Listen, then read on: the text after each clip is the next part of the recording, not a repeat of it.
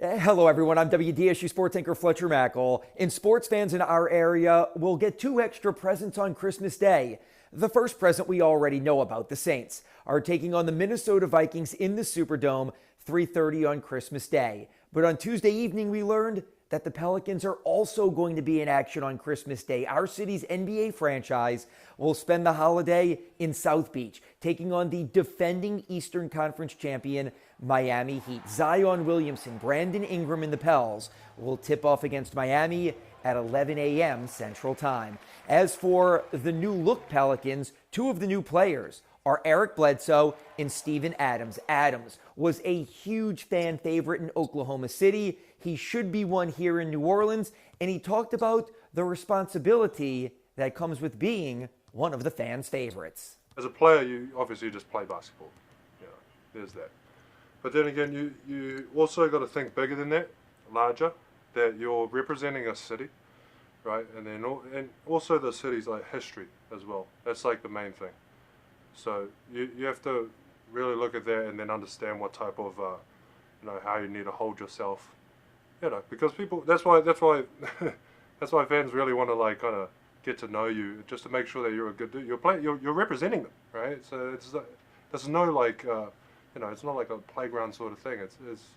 It means a lot to people. And so it shouldn't be taken too lightly.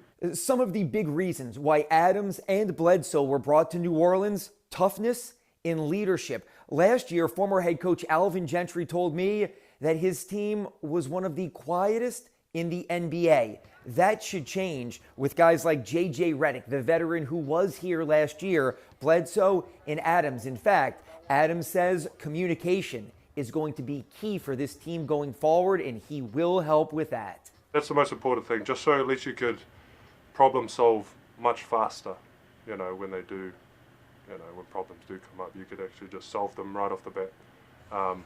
And you've already broken the ice, you know what I mean?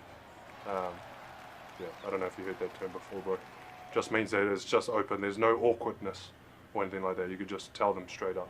Coming up in our Wednesday evening newscast, we'll hear from Pelicans 20-year-old phenom Zion Williamson. Now to the Saints, who are 9-2 overall, the best team in the NFC, but we are still talking about the unforgettable game Sunday in Denver. The Broncos had to play the game without a quarterback. All four QBs out because of COVID-19 related issues. I caught up with former Saints head coach and WDSU Saints on 6 analyst Jim Mora, and I asked him his thoughts on the game and realized he has a strong connection to Denver head coach Vic Fangio.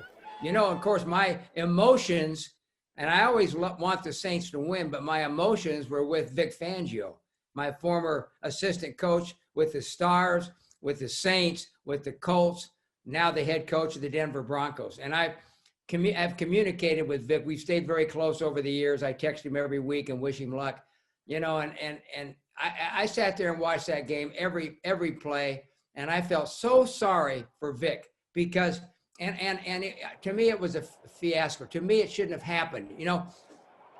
To me it was a bad deal. I sat there and I almost cried. I didn't, but I just felt. I know what it means. These games mean to these guys, and to put my buddy, as good a friend as I have, Vic Fangio, the head coach of the Broncos, through this. Oh my gosh. I mean, I didn't like it. I did not like it. I mean, the Saints were going to win. There's no question they were going to win. You know what I mean? I felt bad for them to have to go out there and play against a team without quarterbacks, and some walk-on wide receiver being a quarterback. It was ridiculous. It was horrible. Horrible. That's my feelings. Jim Mora, always great insight and analysis. And that's a look at sports reporting from my home. I'm Fletcher Mackel, WDSU News.